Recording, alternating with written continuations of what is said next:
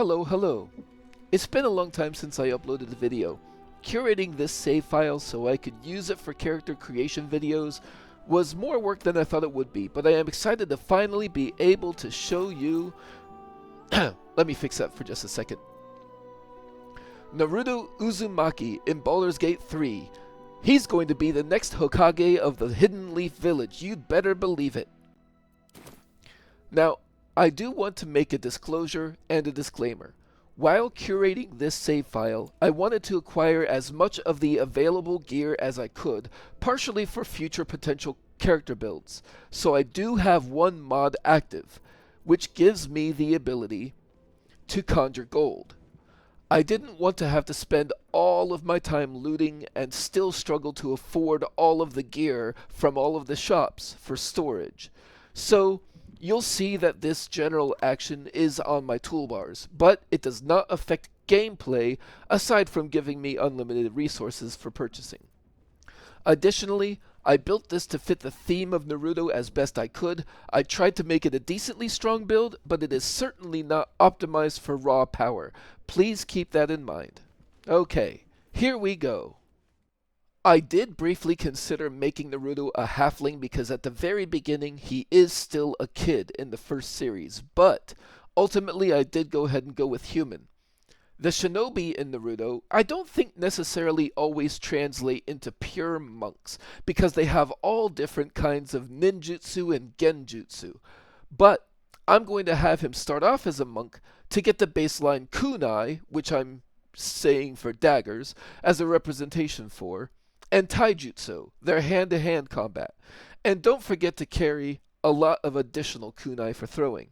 It doesn't really show you on the wither screen what his background is, and you can't change it here, but there's pretty much the one that stands out above all others for Naruto, which is Urchin. While he wasn't homeless, which I'm pretty sure was set up by his father given his circumstances, he was very ostracized and therefore isolated from the other children growing up. As such, he got into a lot of trouble.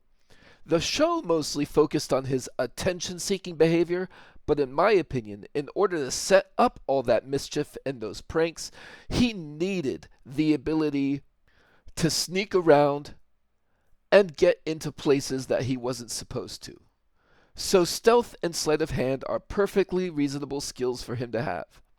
As for his other skills, he's got persuasion as his human skill. For his monk skill, he's got acrobatics, which I thought was a shoo-in, and maybe I should have gone for athletics, but honestly, there was a bit too much overlap between that and acrobatics, so I went ahead and went with insight. And here we have his dexterity is 16, his strength is only 8. This isn't to mean that he's not powerful in combat, but he's not really lauded for his pure strength, such as characters like Tsunade are. 17 charisma, partially because of the direction that I want to take him, but also because it's undeniable that Naruto has an effect on the people around him. Whether they love him, whether they hate him, or whether they are afraid of him, they are affected, so I think this works.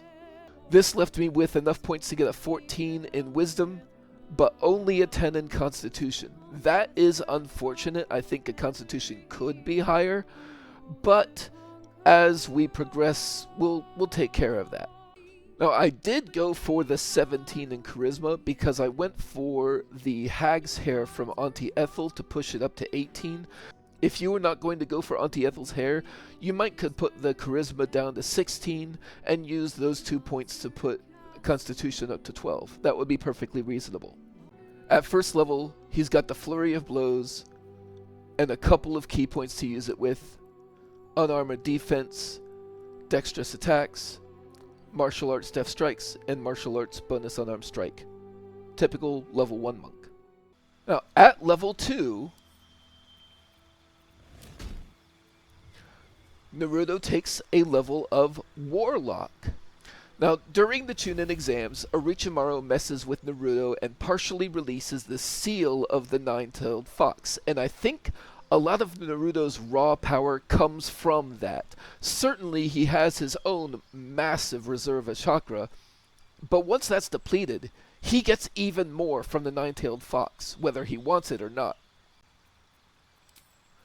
Since he's primarily a melee fighter, there's certainly a temptation to go for the Hexblade class. However, the rest of the Hexblade abilities I really just don't think fit very well with Naruto's skill set. So instead, he'll be going for the Pact of the Blade later in order to get that extra attack, and here, he'll go for Archfey.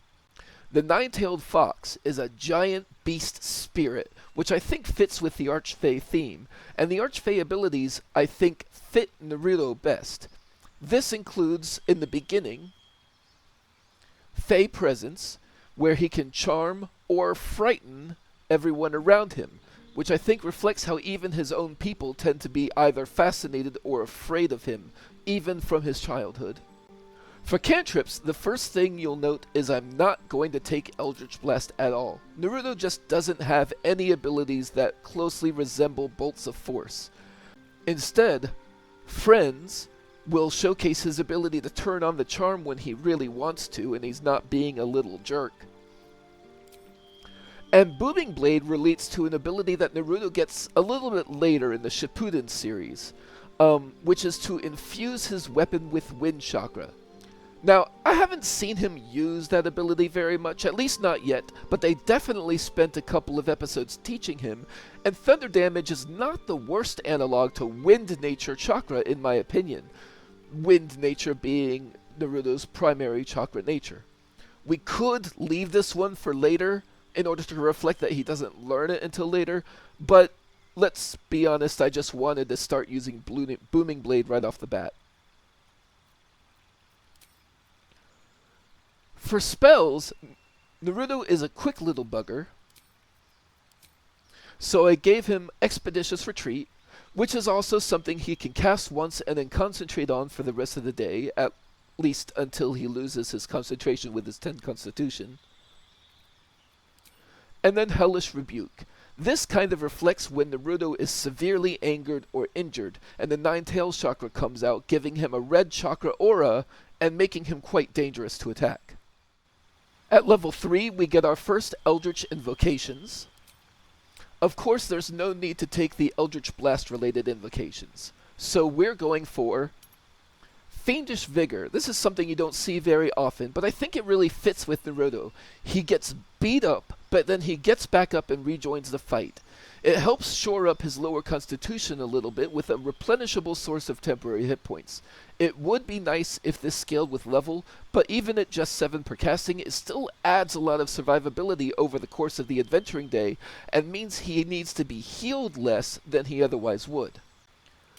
And then, of course, Naruto's got to have the Mask of Many Faces. Transformation Jutsu is one of the first ones that he does manage to master. And let's not forget about his sexy jutsu. There's not really another great first level spell for Naruto, but I go ahead and give him Sleep.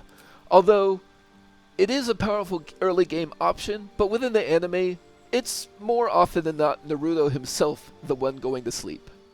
At level 4, third level of Warlock, we get to choose our pact. And of course we're going to go for Pact of the Blade. In addition to allowing for extra attack later, this gives him the ability to use his charisma to attack with, which becomes relevant because level 4 or 5 is probably about when you want to go take care of Auntie Ethel, snag her hair, and put his charisma up to 18.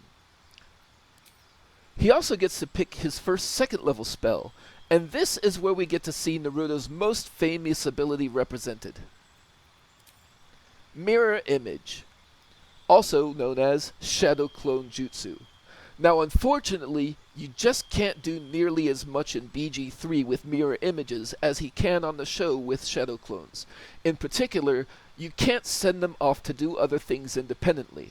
But one of their main functions is to siphon away attacks from Naruto himself, and let's not forget he combines this with Transformation Jutsu to make Harem Jutsu.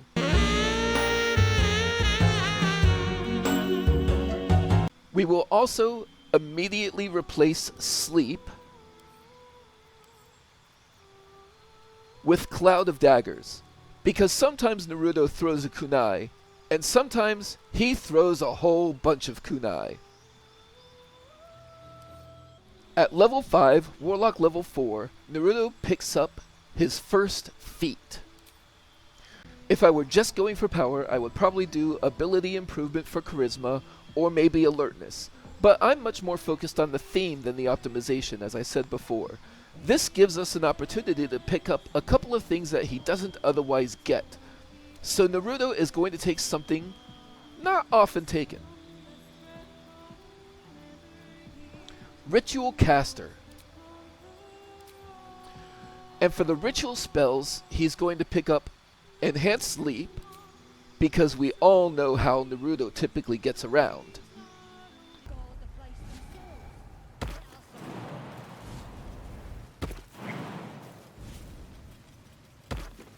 And Find Familiar, which he gave up when he went Pact of the Blade instead of Pact of the Chain. But in this case, instead of a Quasit or Imp, Naruto learns to summon Gamakichi. Now, of course, this is going to be the young version of Naruto's Gamakichi, and thus will basically not be a help in combat ever. But it is who Naruto first pacted to, and one thing that is good about the Toad summon is that it's really good at jumping, so it has fewer problems than some other summons with keeping up with the party and not getting stuck on the terrain. Besides that, Naruto gets another cantrip, and here we're going to go with Minor Illusion. While there isn't really an ability that Naruto has in the anime that summons an illusory animal, Naruto does generally use trickery and misdirection to accomplish his goals. Minor Illusion can be used to sneak past enemies, or group them up, or just make them face a different direction than you. So I basically look at this as a representation of the tools and tricks that Naruto has to deceive his opponents. For spells, he picks up Invisibility, which in the anime is more like his ability to get out of dodge and vanish without a trace in a mundane, skillful set of way. But for our purposes, it'll be a spell, and he can use this to set up advantageous positions or to escape from a fight when needed. And, especially now that he has Enhanced Leap, giving him a bonus action jumps for great distance in combat, he doesn't really need Expeditious Retreat anymore, plus it's already competing for concentration with some other spells anyway, so he'll replace that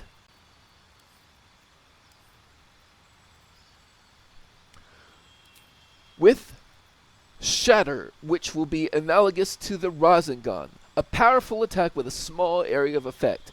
In the anime, you only tend to see him use it on a single person at a time, but also he tends to fight only one person at a time, and usually there is some kind of small crater around the area, so I think this is close enough. You also usually only see him using it in melee range. That's something that you can self-impose if you like. Plus, as I said before, I think thunder damage is a decent analog to wind nature chakra. At 6th level, so 5th level Warlock, we finally get that coveted Deep Impact for extra attack. Now, I do want to give you a little bit of caution. Because he doesn't have an unconditional extra attack, you want to be careful about trying to ambush enemies.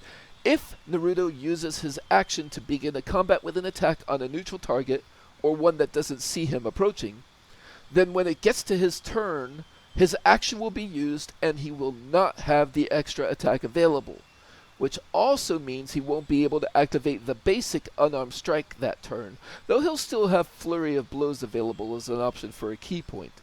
So I typically try to either have someone else start the fight, or just walk right up to hostiles and let regular initiative do its thing so I don't miss out on extra attack in the first round. Beyond that, we get another Eldritch Invitation, which he's going to take Beast Speech, because pretty much everybody in Naruto talks to animals all the freaking time.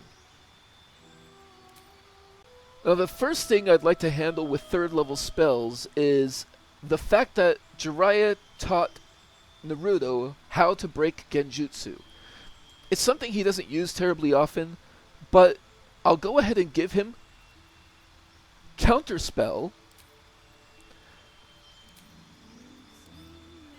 And also give up Hellish Rebuke in order to pick up Remove Curse. Those abilities together do a decent job of emulating the breaking of enemy genjutsu. While Warlock spell slots aren't as plentiful as other casters in the scope of each encounter, sometimes countering the enemy spell casting is just the best thing you can do, and there's also a number of curse effects floating around in this game, especially in Act 3, so Remove Curse is not the worst spell you can have by any means. Although I will grant you, it's a bit early here, and you can have the party cleric prepare it if you want. So from a pure optimization standpoint, it's probably not the best spell to give to a warlock.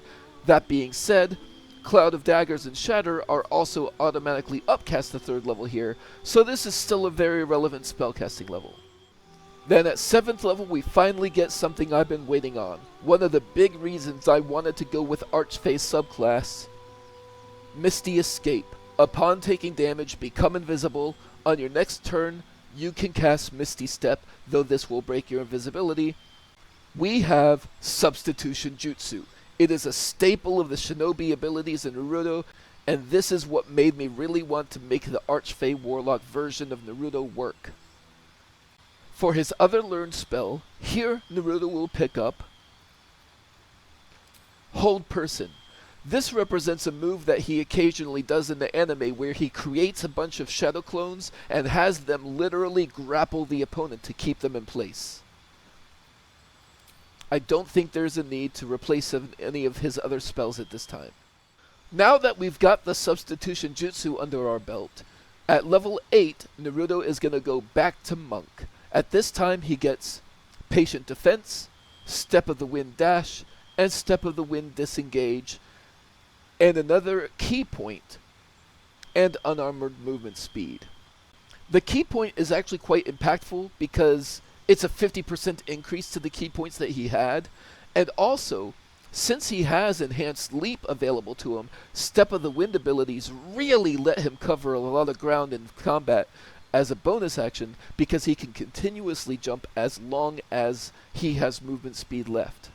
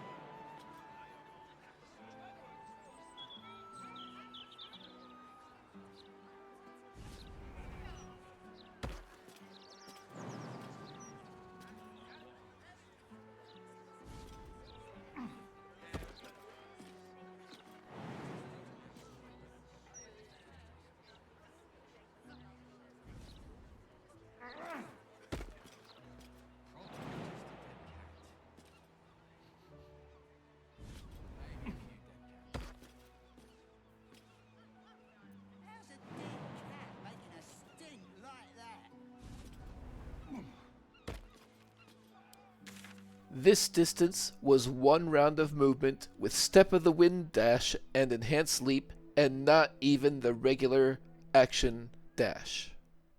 At level 9, 3rd level Monk gives Naruto his subclass. Honestly, Naruto's taijutsu is pretty basic. He doesn't have the same elemental powers that some of the shinobi have, at least not ones that aren't covered by his warlock levels, and he's not especially a sneak or a drinker. So he's kind of defaulted to Way of the Open Hand Monk. But that's not a bad option at all. Toppling foes makes them easier to hit, staggering them can prevent reactions, which can include some legendary actions on Honor Mode, and Flurry of Blows Push synergizes quite well with his Booming Blade attacks.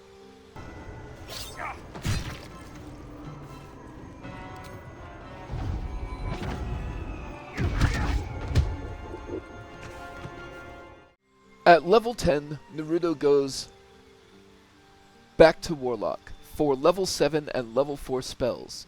But first, the Eldritch Invocation. In this case, it will be Dreadful Word.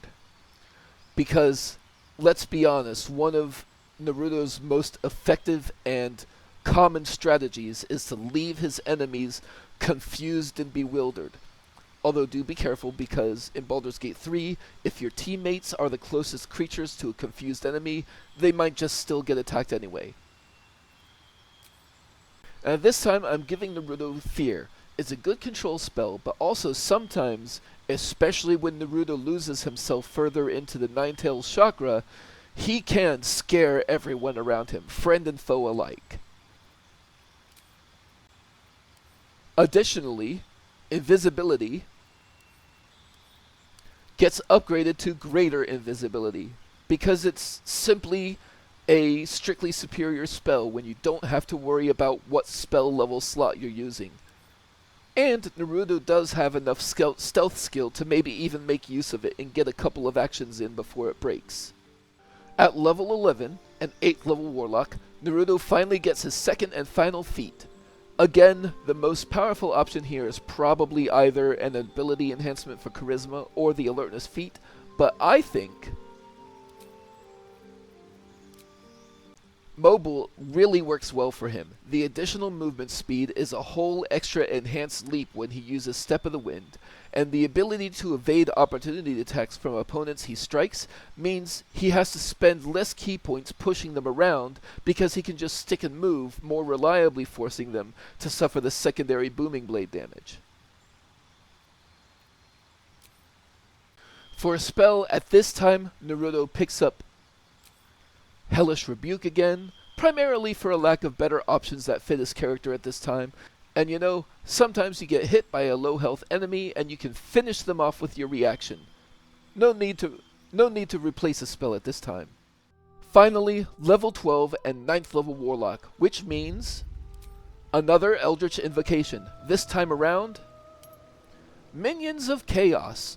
Naruto doesn't really summon elementals per se, but the Chief Toad Gamabunta, which Naruto is summoning at about this time, has powerful fire and water jutsu, so a fire or water elemental are, in my opinion, sufficient representations of that. I tend towards water due primarily to personal taste. For his 5th level spell, Naruto will take Hold Monster, which is an upgrade to Hold Person. While we could replace Hold Person with another spell, there is a real reason to keep it around. Hold Monster works on pretty much anything but undead. But, in cases where the opponents are humanoid, Hold Person will still be upcast to 5th level, and thus affect 4 targets at once, where Hold Monster would only get 1. Now I do want to quickly go over a couple of variations. I think it would be perfectly viable to only take that 1st level of Monk and go all the way to 11 in Warlock, in which case your Warlock spells would be upcast to 6th level. But, in my opinion, the spells that are available to a Warlock at level 6 and the 10th level Archfey feature are just not as impactful for Naruto as getting the Monk the subclass, so I like this split as it is.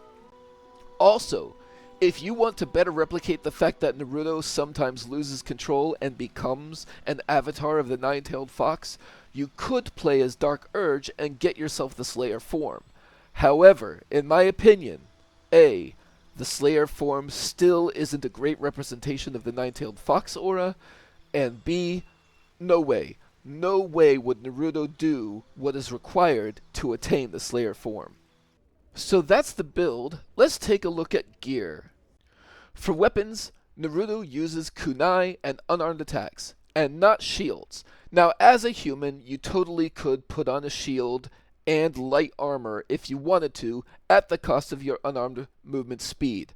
That does open up a lot of options for you. But, for my purposes, he will wear clothing only.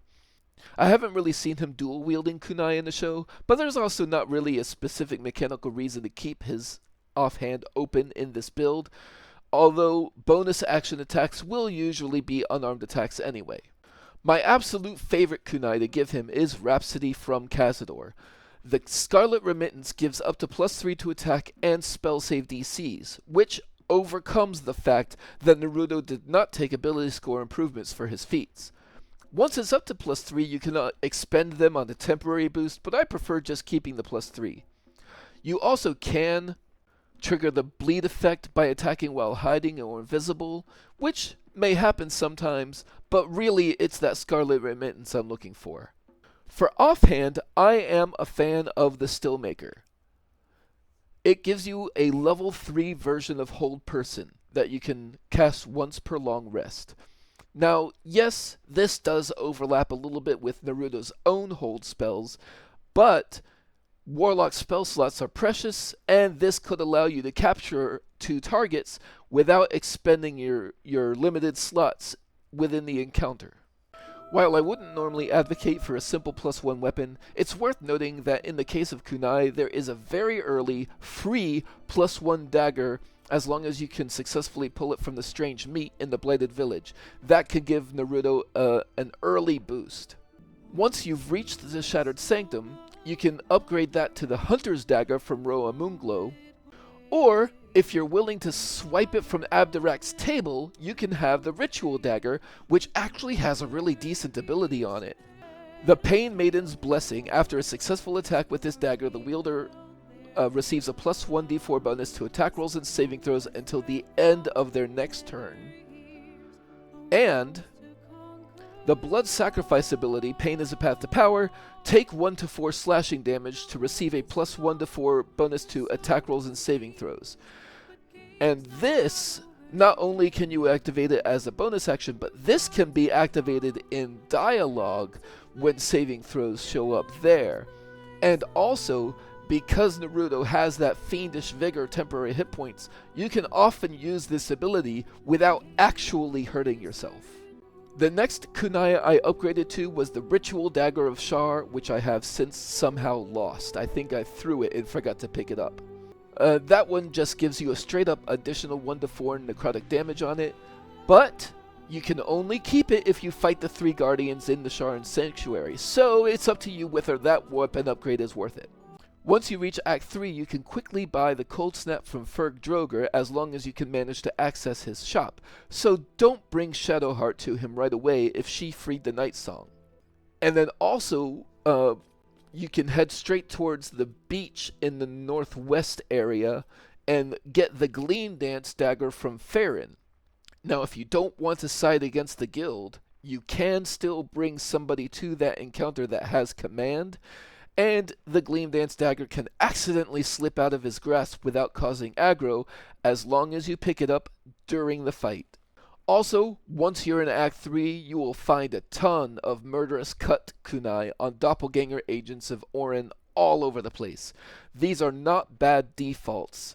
I have picked up enough of them that I like to use them for throwing. Additionally, Bloodthirst is a very powerful alternative dagger, but that's probably quite late in the act, and honestly, I just like Rhapsody better. As a side note, because Naruto already has Step of the Wind to give him free jumping, and Pact Weapon to gain proficiency with any single weapon held, this build can already make use of Hammerhaft cheese. That's not the direction I took Naruto in because it's very much not on theme for him, but it is fun if you want to play around with that yourself.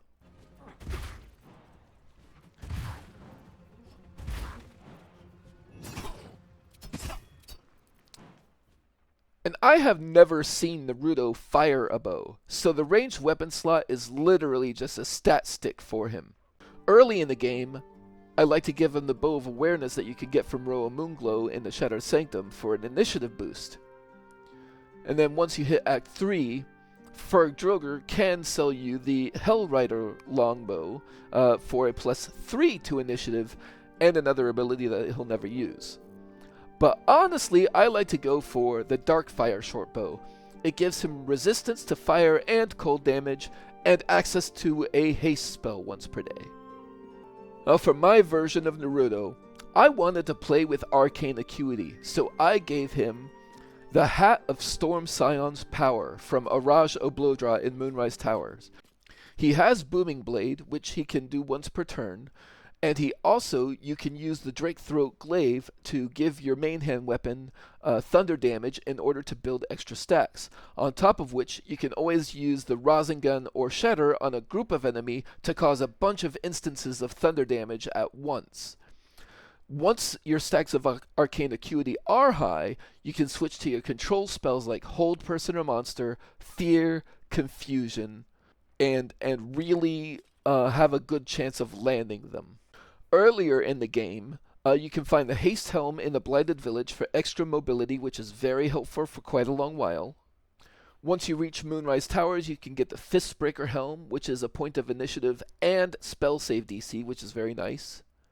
And once you reach the lower city, if you're not sticking with the Hat of Storm Scion's power, you can buy Birthright from Sorceress Sundries, which will bring your charisma up to 20, which is a perfectly viable helmet for him.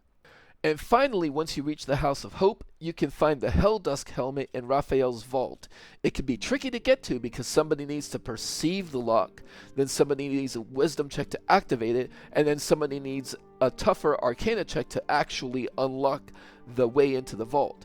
But if you can manage to get in there, this thing has Infernal Sight, See and Magical Darkness, although that is a little bit bugged. Magical Durability for +2 saves to saving throws versus spells, and it protects you from critical hit, and it has this Immolating Gaze for fire damage and a Frighten condition for 3 turns. So this is also a very powerful late game option. For cloaks, my favorite for this character is the Vivacious Cloak from the Sharon Temple behind the Thor Mausoleum. While you can always start a combat with the 7 temporary hit points from Fiendish Vigor, refreshing them in the middle of a fight takes an action. But Naruto casts Booming Blade in melee range all the time, so in my opinion this is a great way to sort of absorb 8 points of damage every round, and since this kind of character can kind of uniquely make use of Vivacious Cloak's ability, it leaves the other limited cloak options for your other party members. But if you're just not into that, the Cloak of Protection that you can buy from the Last Light Inn Quartermaster, or the Cloak of Displacement that you can purchase from Denethon's Dancing Axe in Rivington, can help you avoid a bunch of hits over the course of the game. Notably, between Fiendish Vigor and the Vivacious Cloak, this character is one that could make use of the gear that gives you bonuses at less than 50% life. This includes the Cap of Wrath to give you stacks of wrath every turn, the Spurred Band to give you a stack of momentum every turn, the Moondrop Pendant, which allows you to skip attacks of opportunity and also means you could even replace the mobile feat with something else. And if you're willing to give up your unarmored movement bonus, the Helmet of Grit gives you a whole ass additional bonus action. This could be powerful, but in my opinion, the payoff for these items just isn't worth the risk. But I thought it would be an interesting option to point out. Clothing class armor.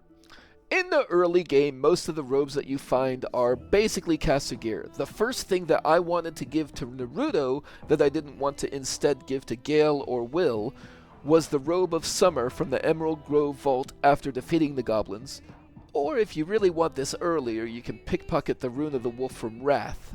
Once you reach Grimforge, you can turn in the Boots of Speed to Sergeant Thryn, and one of the options for the reward is this Armor of Uninhibited Kushigo, which actually gives you something that you can do to make use of patient defense, which is not nothing.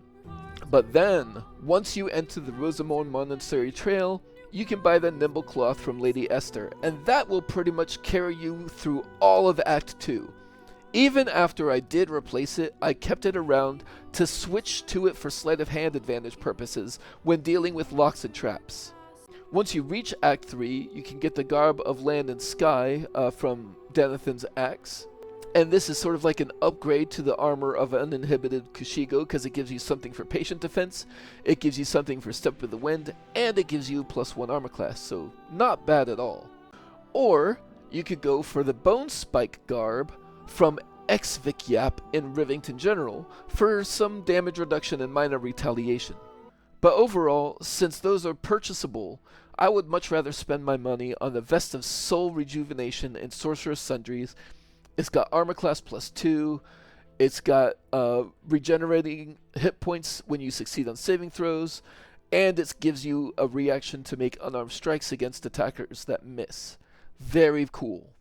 Dishonorable mention to the potent robe, which Naruto is already, the way he's built, Naruto already has ways to refresh more temporary hit points than this every round, and the Gregarious Caster, the cantrips deal additional damage equal to your charisma modifier, does not apply to Booming Blade.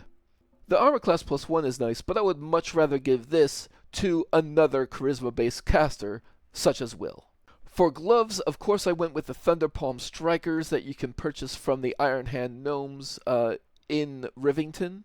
It gives you access to Thunder Wave, which is not a bad spell in its own right for throwing people off cliffs or generating more stacks of arcane acuity, but also your unarmed attacks deal an additional 1 to 4 thunder damage. So the unarmed strike that you get, that you unlock for doing a normal strike, or a flurry of blows, using these you can really build up stacks faster for arcane acuity. But before that, the first gloves that I got excited to give him were the sparkle hands that you find in the sunlit wetlands that give you 2 lightning charges when you make an unarmed strike, and also give you advantage against constructs and people wearing metal armor. I did briefly try to combine the sparkle hands with the water sparkers and the sparks wall so that I could stand in water, electrify it, protect myself from the electrification, and get even more lightning charges, but at least for me, it turned out to be more of a detriment to my party than a benefit. Maybe you can make it work. Maybe it would be a better early game option for you. But I couldn't make it work. And once you reach the mountain pass and you can buy the Gloves of Dexterity from inside the creche, this allowed me to respec, get higher wisdom and constitution. That was nice for a while, and it results in a higher AC than the current build. But the glove slot, I didn't want to take it up forever. You can also use the flawed Hell Disc gloves that you get from giving extra Infernal Iron to Damon. And these are very nice because it gives you a bonus to your weapon attacks and your unarmed attacks, as well as strength saving throws +1. But these, and later the non-flawed Hell Disc gloves that you can loot from Harlip, do have a caution associated with them. That bleeding effect that you get from using unarmed strikes can ruin your intentions of knocking people out, because if you knock someone out and they are still bleeding, I found out the hard way that that person will just die on you anyway. Finally, after you finish the House of Hope, if you have saved Hope herself, you can get the Gloves of Soul Catching. If I wasn't using the Thunder Acuity gear, I would probably be using this. It's very cool. And then as a side note, very early on, you can get the Gloves of Thievery if you're willing to do a little bit of work for the Zentarum to unlock the special stock. This was a very nice option to have until I got the Graceful Cloth in the Mountain Pass. Probably the earliest game boots that I cared about for Naruto were the Swersey boots, actually, that you can buy from Gret the Trader. The acrobatics is kind of whatever, but that refined vaulting was very nice, especially since this was about the same time that I got the enhanced leap, so that 1.5 meters got tripled. Then of course the boots of speed are pretty good for anybody, and even if you do give them to Sergeant Thryn for that reward, you can loot them right back from her if you take out the Duergar. However, by that time, you're very close to getting the Disintegrating Nightwalkers, and the Disintegrating Nightwalkers are honestly just some of the best boots in the game, especially for how early you get them. You can't be enwebbed, entangled, and snared, you can't slip on grease or ice, and you get a short rest frequency Misty Step. Once you do reach Act 3, you can find these Bone Spike boots in a cave. They get your jumping distance back, and they get you a Brutal Leap ability that can knock enemies prone, and also they add to your armor class and saving throws as long as you're not wearing armor or holding a shield. But ultimately, the final boots I like are the Hell Dusk boots. You can't be forcibly moved by foe spells or actions, ignore difficult terrain, When you fail a saving throw, you may use your reaction to succeed instead. And Hellcrawler, which is like a short rest frequency Misty Step effect that comes with fire damage. Although you do have to be a little careful not to burn your allies with this one.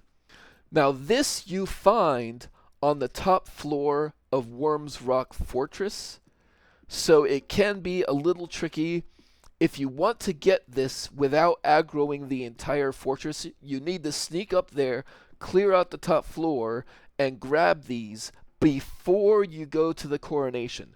Once you go to the coronation, if you go up to Gortash's quarters, everyone will become hostile to you there. So sneak up here first, get this stuff, and then go to the coronation and talk to Gortash. Now here, the Amulet of Greater Health. This is my favorite amulet for Naruto because it really finally fixes the constitution detriment he had at the beginning of the game. And advantage to constitution saves really helps him maintain concentration as well. You do have to steal it from the House of Hope, but if you want to get this a little bit earlier, you can go to the House of Hope, snag this, and as long as you don't also take the Orphic Hammer, you can still leave and come back when you're ready. In the meantime, the Silver Pendant is a very useful early game amulet. You can get it right outside the grove, and especially if you don't have another amulet and it's on your party face, it means you'll never be without guidance when you don't want to. I've already talked about the Moondrop Pendant. You find it in the Owlbear Cave, and I used this for a while on Naruto because with low constitution and with being in melee, he often found himself below 50% hit points, and utilizing the not provoking of opportunity attacks. In Grimforge, I did have him use the Sentient Amulet for a while. I'll put up the stats for before I completed the quest. So the Key Restoration and the Shatter were very nice. And then once I completed the quest, it gave me an inherent Tasha's Hideous Laughter. Although you can also refuse to accept the curse and end up with an even more powerful version of the amulet if you want to. And then once I hit Last Light In, I purchased the Amulet of the Harpers from the Quartermaster, and at that point, what he would usually do is wear this until he uses the shield and then switch to another amulet.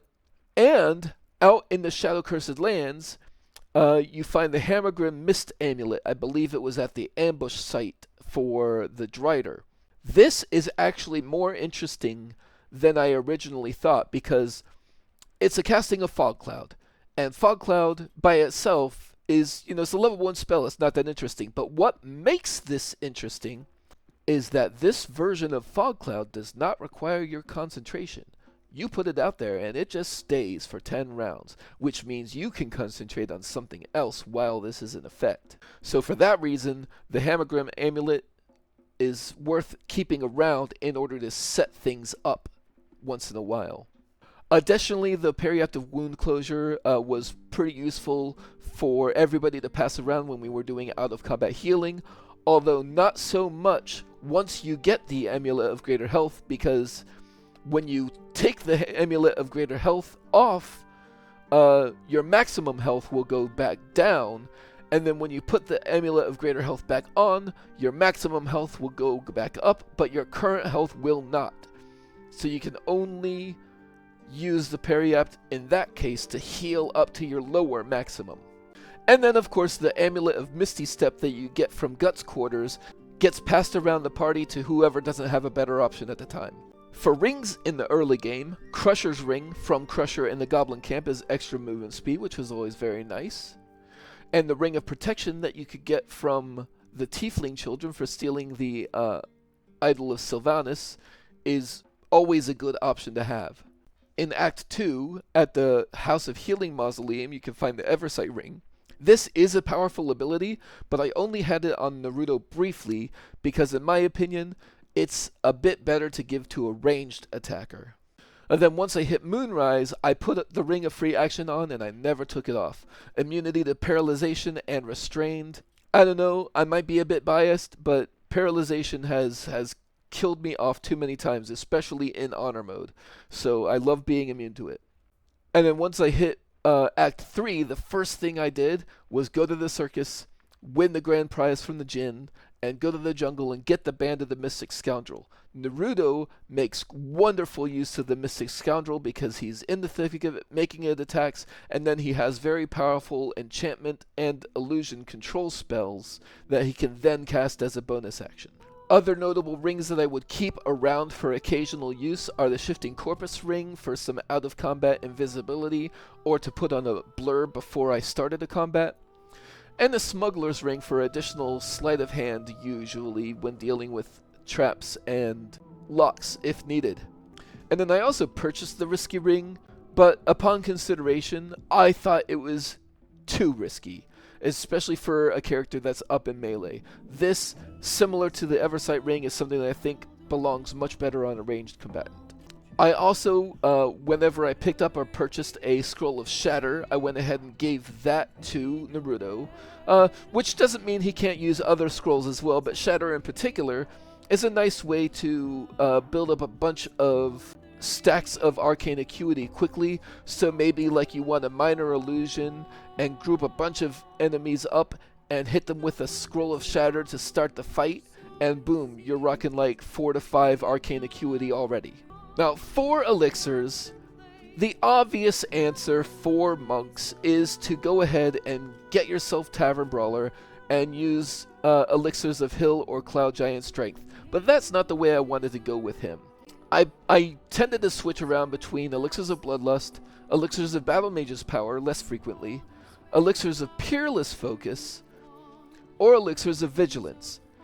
If you find yourself with an abundance of resources, once you are able to find elixirs of Vigilance at stores, what you can do is stockpile those and have the elixir of Vigilance on while walking around, get into a fight, and then drink a different elixir to get its effects.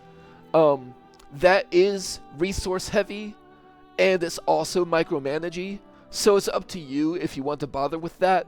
I didn't do it very often. I usually just kept the elixir of Vigilance on if I was going to do that. So that's the build. I wanted to showcase it for you, so I took him and his party to fight Raphael on Tactician. A disclaimer: I am not a professional expert at this game. I make mistakes during the fight. I'm sure many of you could have done much better than me. But also, part of the reason that I did the things the way that I did and not use some of the options I had available was I wanted to show you a good range of Naruto's abilities. He does, in my opinion, get to make good use of his arcane acuity, including getting a good hold on Raphael at an opportune time. Ultimately, though, the most important thing, I had fun building him up and doing this fight. So, here we go. And here I'm going to have a demonstrative fight against Raphael on Tactician difficulty. There is going to be a conversation before the fight, but I will chance to put up a mirror image because the first thing that Naruto usually does in a fight is call in his shadow clones.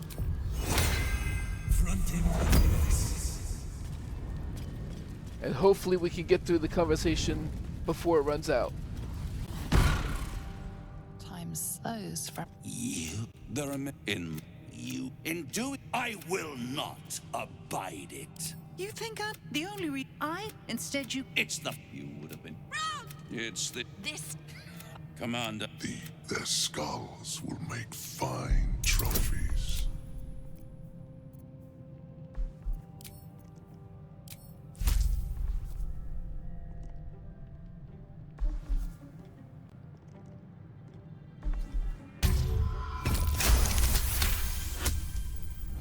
Hey, I managed to get your gear on my side.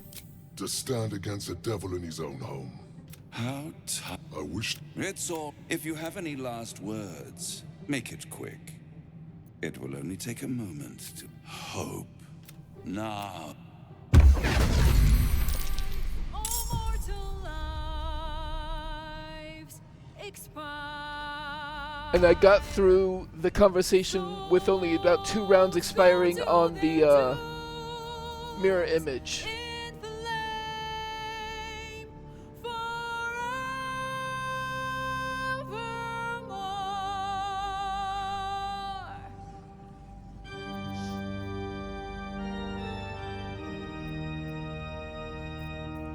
So I'm gonna start with a haste from my Darkfire shortbow.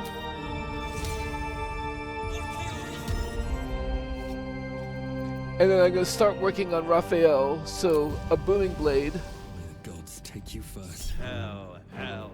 Hell has its laws. Hell, hell. Effect and the cause. Curtain falls, but hold your applause. Squirm, squirm. For now down here come the claws.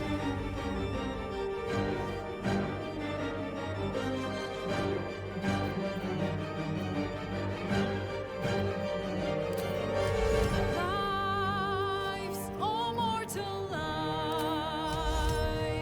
expire. Souls go to their dooms in the flame forever. And I'll try to topple him. Fools, No. fools, how hard you have fought. Brave, brave, but it's all been for naught. True souls that couldn't be bought. Doomed, Lae'zel will try to trip him. detected, and caught. And we'll take off Great Weapon Master all in for that.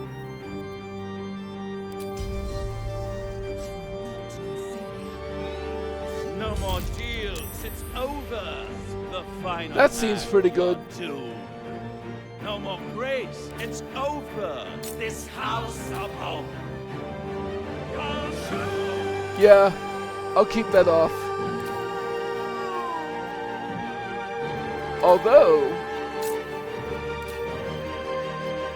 what if I do precision attack?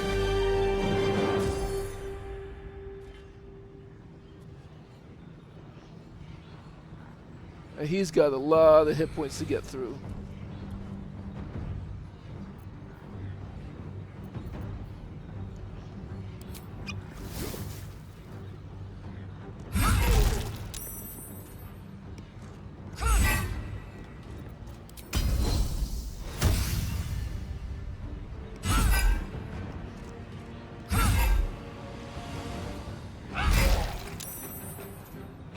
Damn. Consider my hackles raised.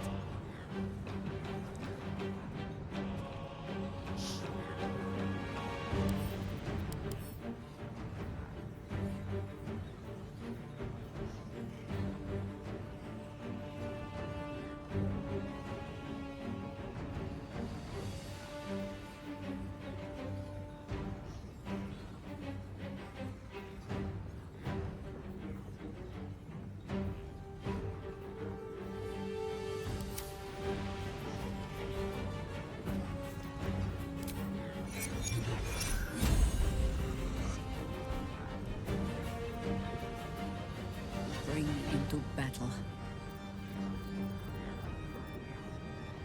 Jaheira will do a dazzling breath.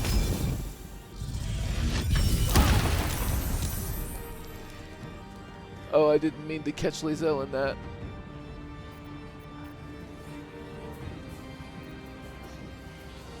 Lives, all mortal lives, expire. 10 radiating orbs on Raphael. Go to their dooms in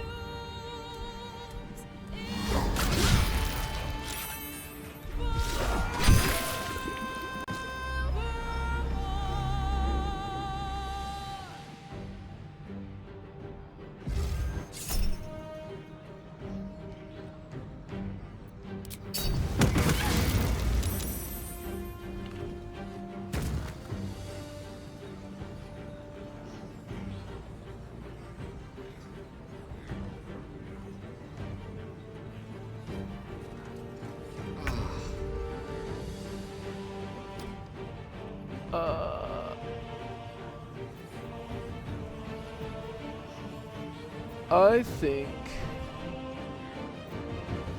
Gale will do some work on these guys over here.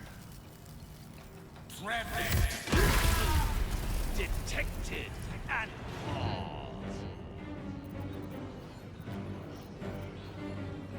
And a potion of speed.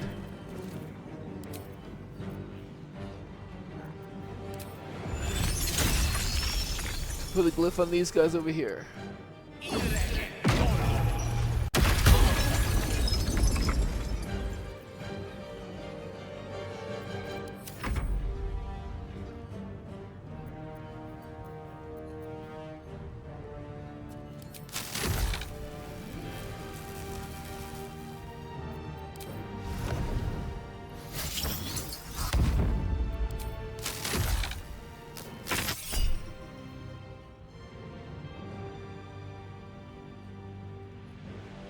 Nah.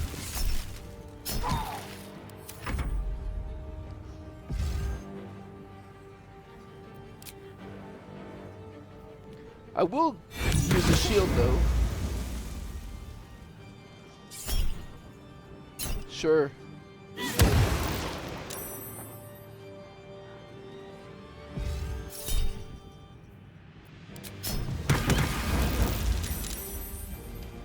Lest I sit down for a rest and not rise again.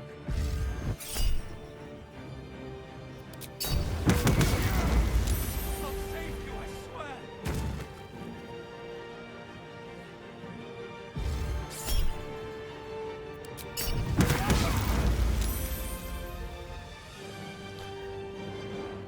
And Naruto will use his substitution jutsu.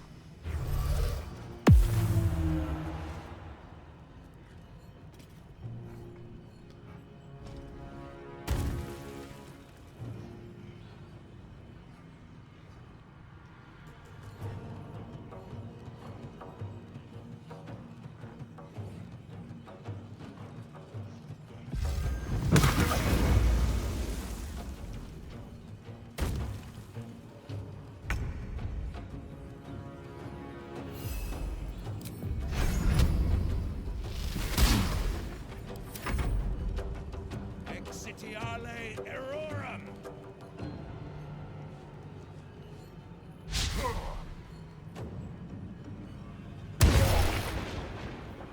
Laser will take an attack.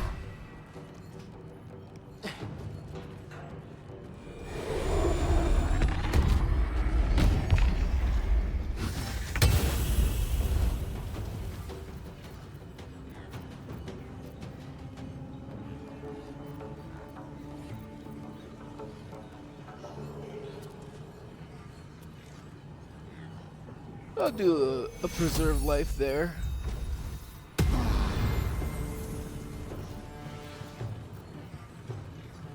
And a healing word too.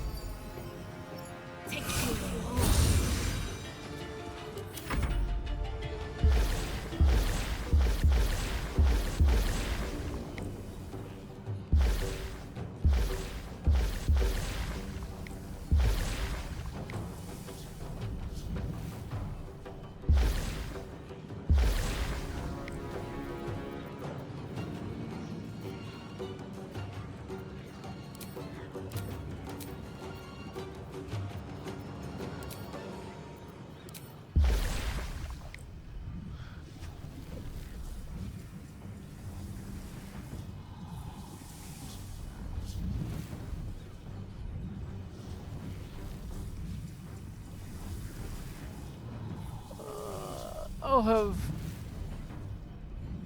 this elemental start working on these cambions.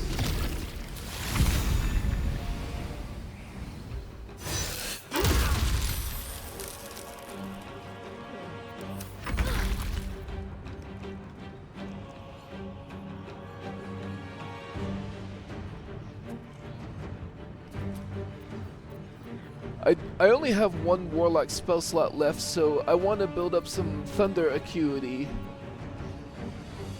So I will start attacking these guys because I have a much better chance to hit them.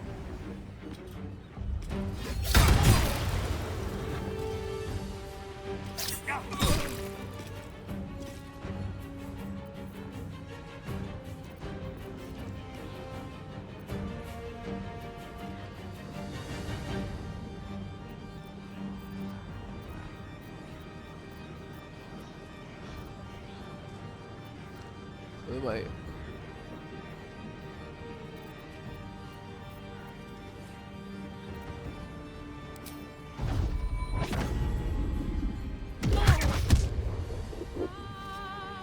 And now I'm at 9 arcane acuity.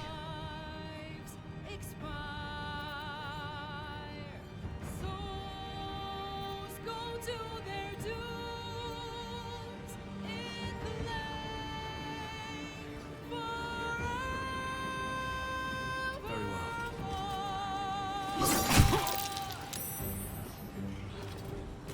I'll come over here and use a thunder wave from my gloves on these two. And accidentally hit your gear.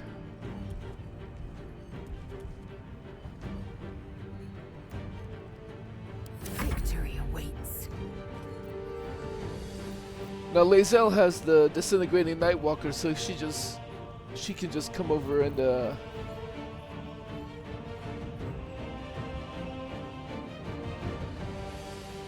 well, let's start taking care of these Cambions actually. Let my name be known. Doomed, detected, and paused. 360% chances. I think I could go another round.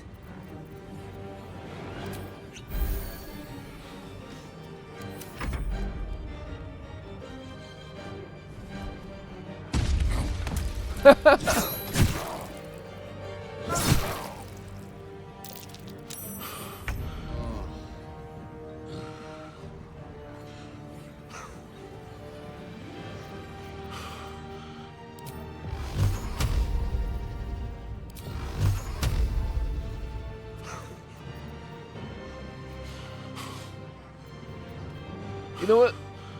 Let's get a chain lightning in from the staff. So let's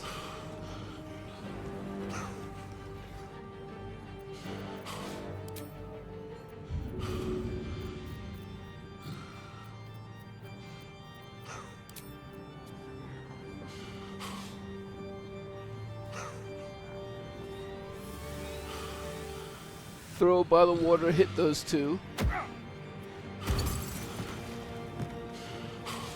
Wet, wet, chain lightning.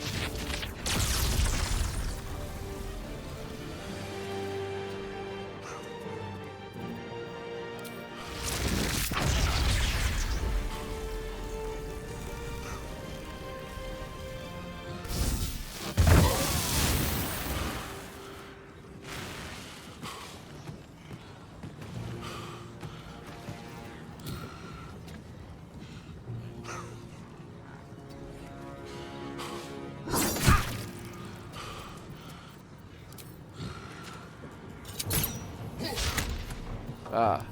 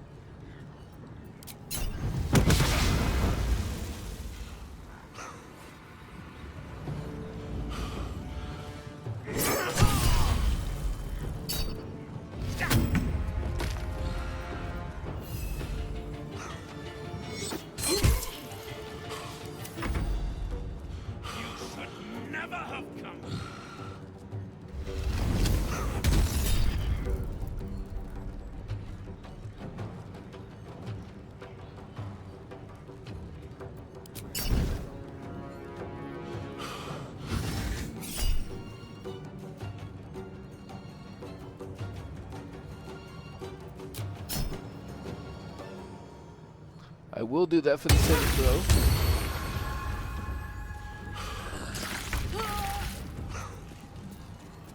And Hope will use her divine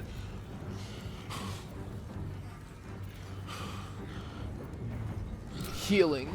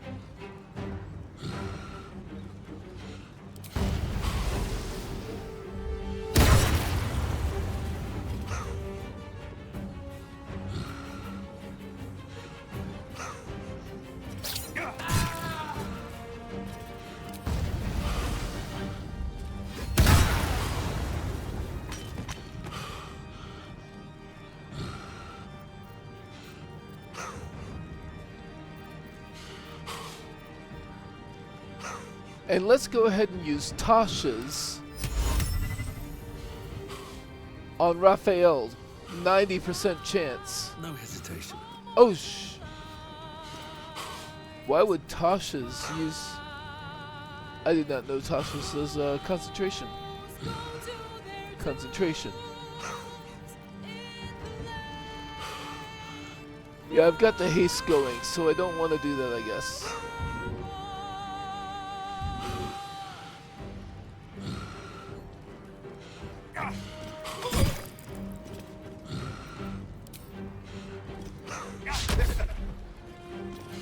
Time to strike.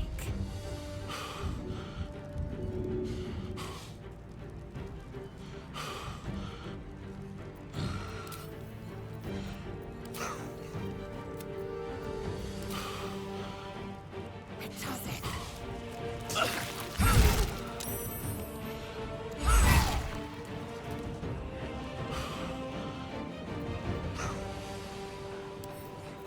You are permanently armed, right? Doomed, detected, and lost. Honestly, your weapon isn't really the thing. Menacing attack. There we go.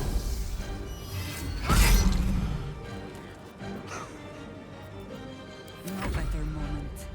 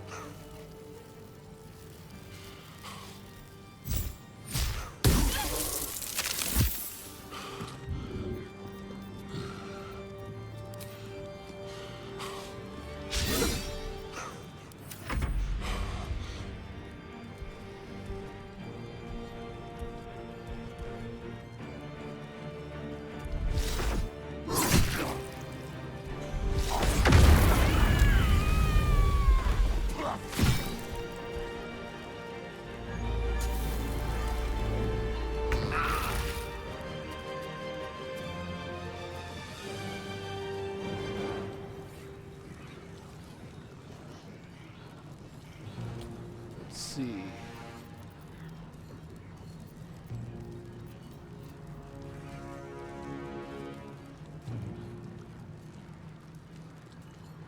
Raphael is still wet.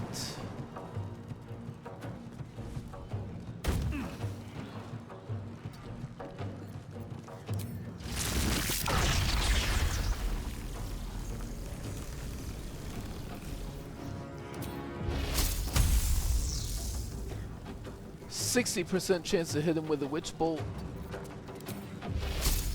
Let's make it a level 5 Witch Bolt.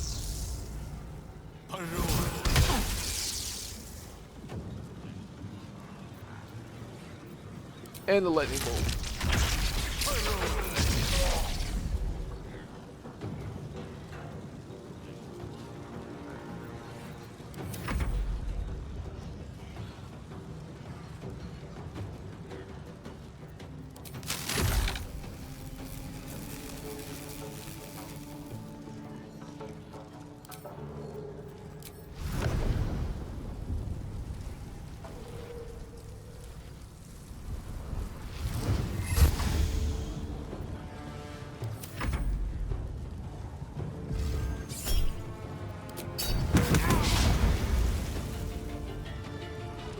Concentration broken on the haste.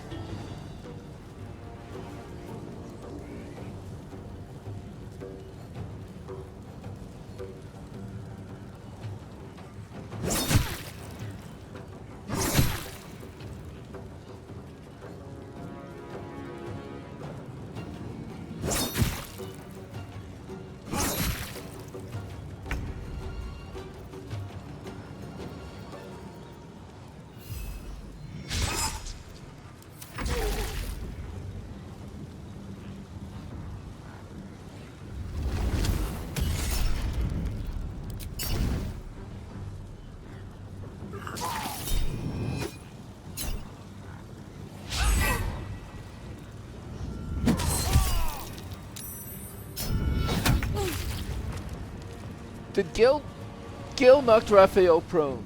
That's silly.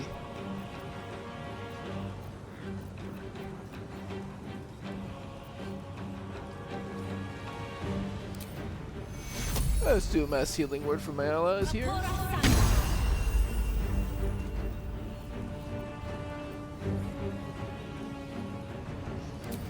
And a bless.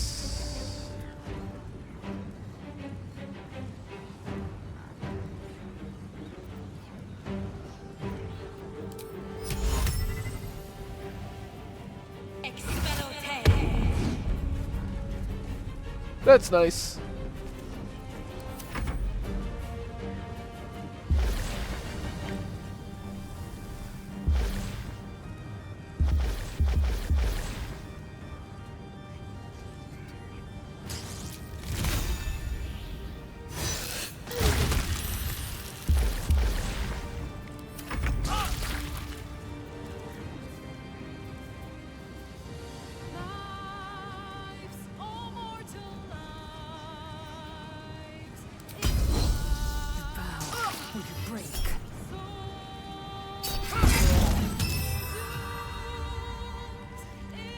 Managed to frighten Raphael, so that's nice.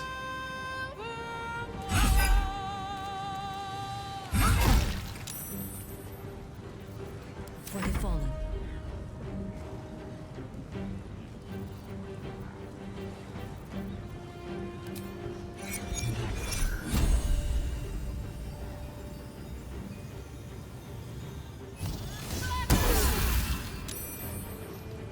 Blade spared.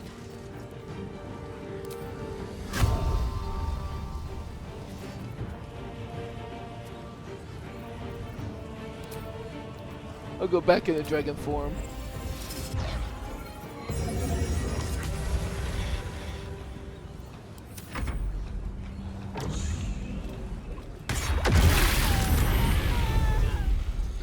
Dictated and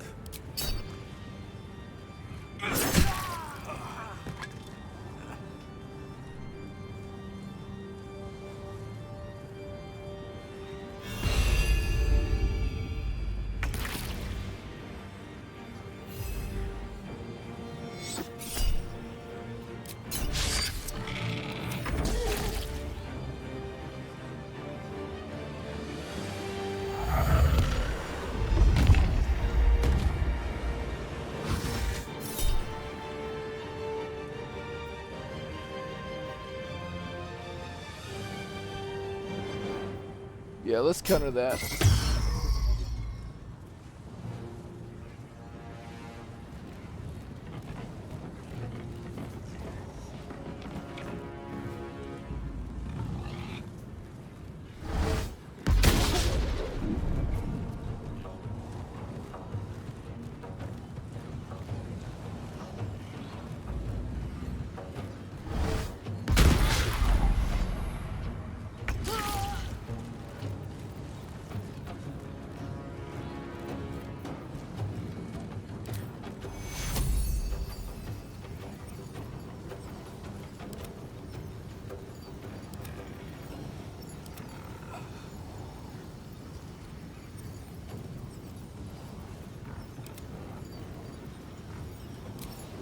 Take hero.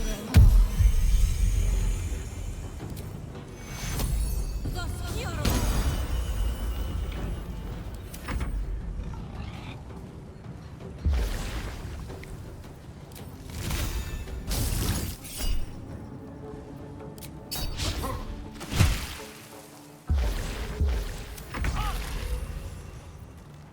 All right.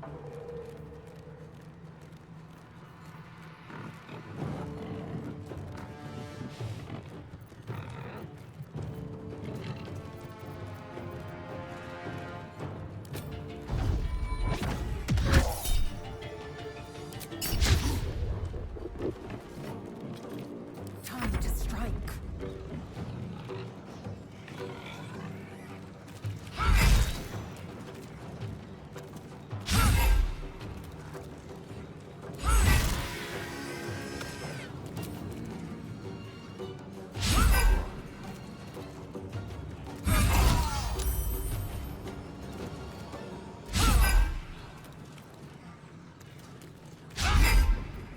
And I thought we were going to be friends. Stalking.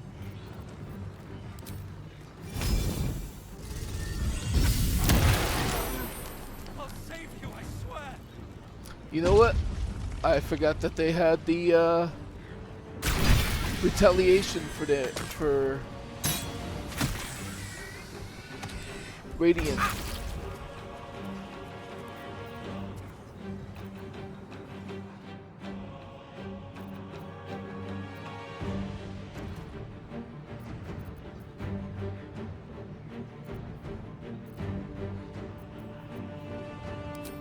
Let's put Raphael in the cloud of daggers.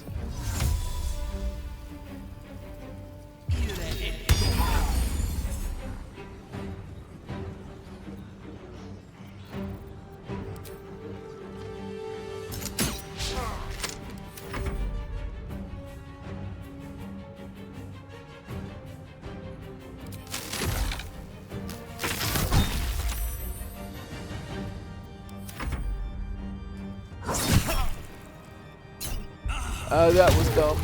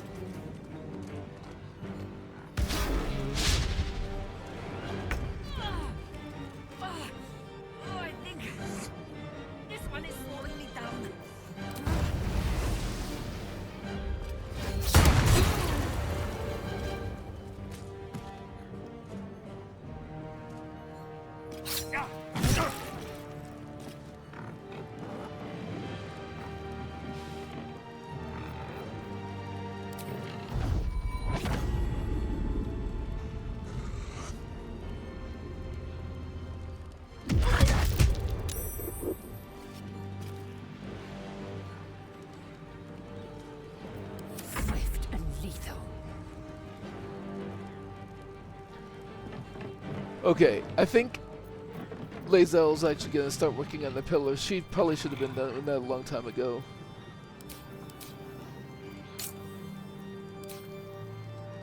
You bow, or you break.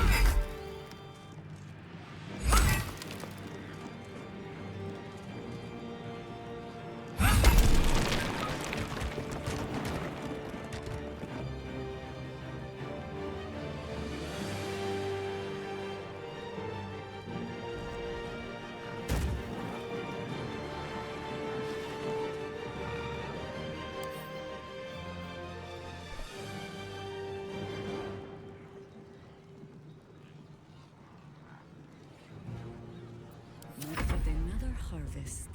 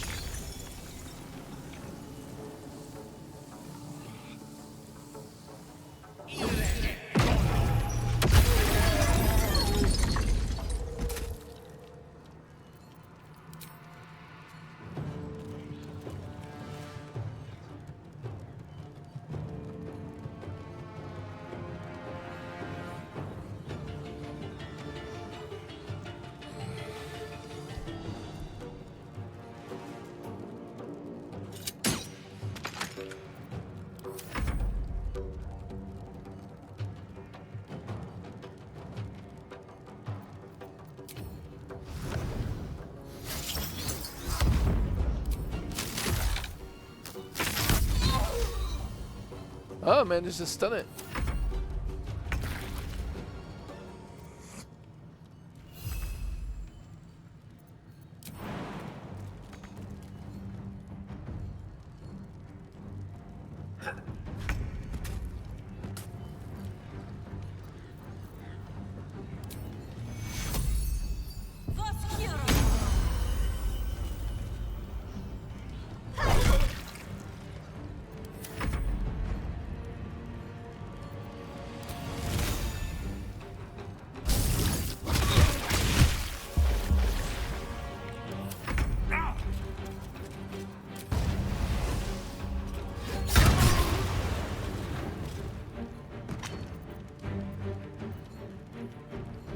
Now, 5 arcane acuity, which is a 90% chance to hold Raphael. Let's do it.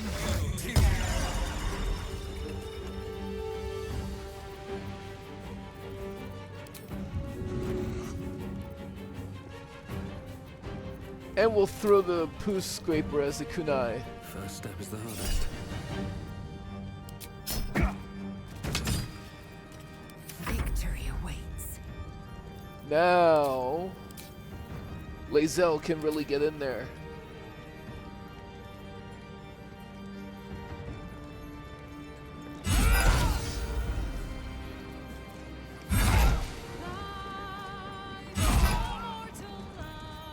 And I could do one with the Great Weapon Master, but let's actually have her drink a potion of speed to really take advantage of the paralyzation.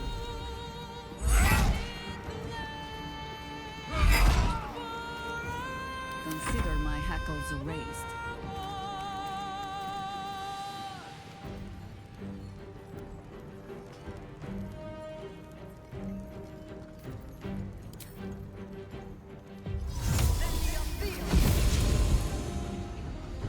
There was ice there.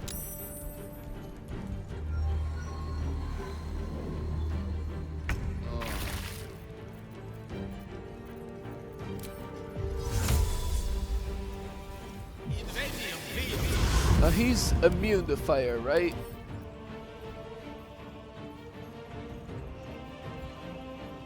Yeah. Magic missile doesn't take advantage of the paralyzation. Detected and paused. Level 4 is the biggest witch bolt we still have.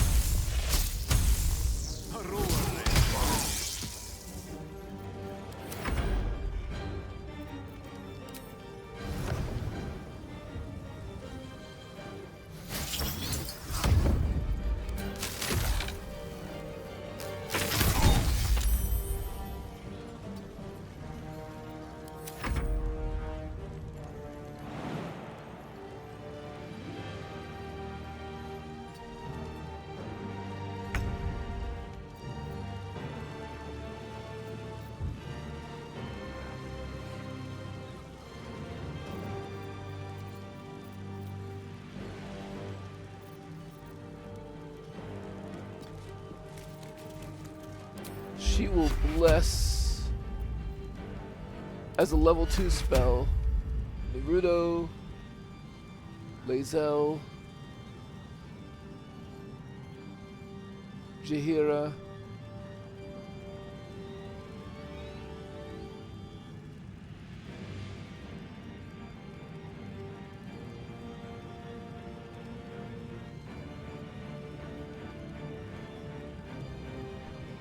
where is the...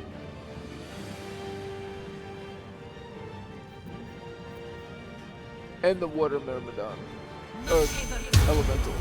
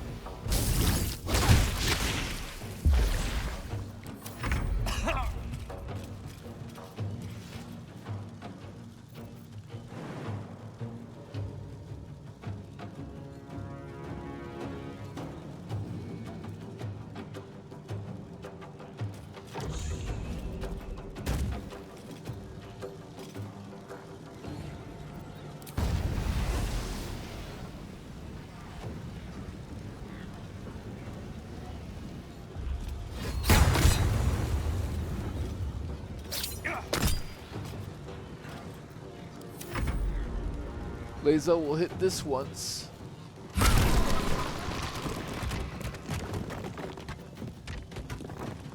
Try to knock him prone.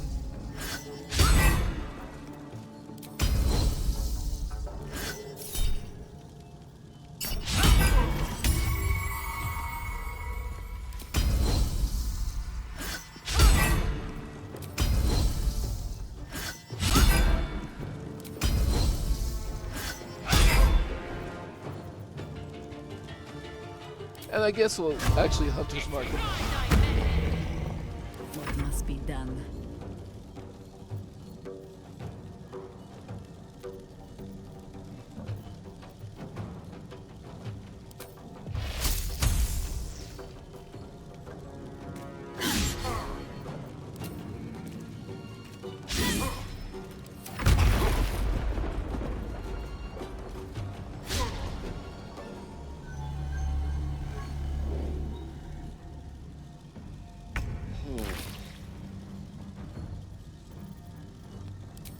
How about just magic missile at this point?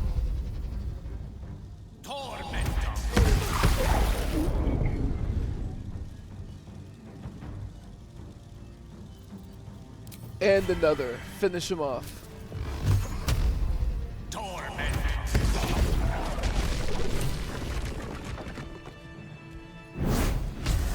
It's absolutely preposterous that any of us are alive. Maybe we're not. Pinch yourself and check we're not dreaming the last of our lives as we die screaming. Well, Naruto got to do some good Naruto things there. And it was still, like, this was not an optimal Raphael fight. by any means. But we made good use of the healing from hope. Naruto did get to build up arcane acuity and hold Raphael for a turn. So that was very good. And yeah, that's kinda how he operates. Alright, have a good one.